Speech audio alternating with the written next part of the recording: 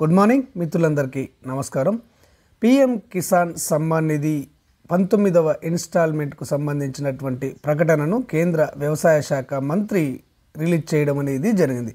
దీనికి సంబంధించినటువంటి సమాచారాన్ని ఈరోజు మీకు అందిస్తాను. వ్యవసాయదారుల ఆదాయ పెంపు కార్యక్రమంలో భాగంగా కేంద్ర ప్రభుత్వం అమలు చేస్తున్నటువంటి పీఎం కిసాన్ పథకం నిధులు ఈ నెల 24న రైతుల బ్యాంకు ఖాతాల్లో నేరుగా జమ కానున్నాయి. దేశవ్యాప్తంగా 9,08,00,000 మంది రైతులకు సుమారు 22,000 కోట్లను ప్రధాని నరేంద్ర మోడీ గారు సోమవారం విడుదల చేయనున్నారని శుక్రవారం కేంద్ర మంత్రి శివరాజ్ సింగ్ చౌహాన్ ఒక ప్రకటనలో తెలిపారు.